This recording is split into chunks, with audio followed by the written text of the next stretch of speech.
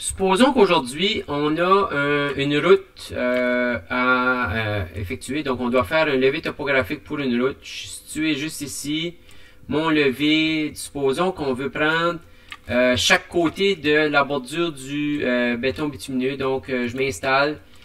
Et puis, je suis dans le chemin. Je suis prêt à commencer. Puis, on veut créer ce que vous voyez à l'écran qui sont des raccourcis pour prendre des points. Ce que ça fait, ça, qui est vraiment intéressant, supposons que je suis installé, tiens, je vais le mettre ici. Je suis sur la bordure de béton bitumineux à gauche. Je peux prendre mon point là, en cliquant directement dessus. Et puis, si je m'installe au centre, je peux cliquer sur mon bouton centre-ligne. Et puis, si je suis à droite, Edge of Pave à droite. Ce qui va être intéressant, c'est qu'au lieu de devoir marcher toute la ligne du centre ou tout le rebord pour pouvoir faire notre line work ici, quand on se déplace avec notre GPS, j'ai juste besoin de choisir quel côté que je fais, donc right. Ça va lier les points ensemble, tout ce qui est à droite ensemble. Si je fais le centre-ligne, je clique sur centre-ligne, ça va lier le centre-ligne. Et puis, si je suis sur la bordure de gauche, ça va faire cette ligne-là. Donc, la partie intéressante là-dedans, c'est ça, c'est que ça va me permettre d'économiser beaucoup de temps. Puis ces lignes-là sont exportables dans Civil 3D. Donc, je n'ai pas à faire ça. Pour arriver à créer ces points-là, c'est des shortcuts dans le fond qui ont été créés pour le projet. On peut les enlever, on peut les ajouter. On utilise l'option du M dans le coin en haut à gauche. Et puis, c'est des quick codes, ce qu'on appelle. Donc, je pourrais les cacher. Je peux m'en faire quelques-uns. Je pourrais faire Edit Quick Code. Supposons qu'ici, je décide d'ajouter d'autres codes comme Slope, Top of Slope ou peu importe, j'en choisirais un là-dedans. Là. Je connais pas ces codes-là. Là. Mais tiens, Shoulder. Shoulder là. Puis là, je pourrais marquer Left. L-E-F-T. Parfait. Après ça, j'aurai rien pour le centre, mais je peux avoir un shoulder à droite.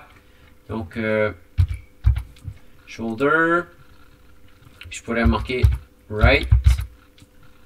Et je vais mettre en lettres majuscules. J'ai acheté. Parfait. Puis je fais crochet. Cette fois-ci, ben, je pourrais créer des points, des lignes à partir de une nouvelle catégorie que j'ai créée. Donc ça peut paraître encombrant, mais c'est vraiment efficace quand on vient faire notre travail. Donc c'est bon pour des trottoirs, c'est bon pour des chemins, c'est bon pour différents éléments qu'on va vouloir faire. Donc gardez ça en tête. Ici, c'est un bel outil. Ok, donc là, je prends des points. Supposons que tout de suite, j'aimerais aller prendre la superficie de ce bâtiment-là. Donc, je vais juste ajouter, je vais zoomer out. Je vais mettre mon curseur. Oups, ça me laisse pas parce que 7 là.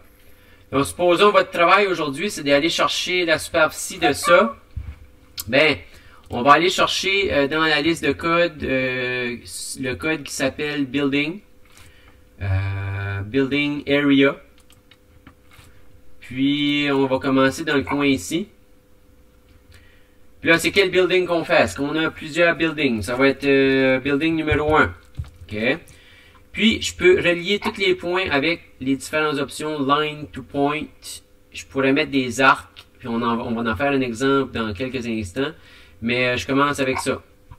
Donc, je fais des quicks pour enregistrer rapidement.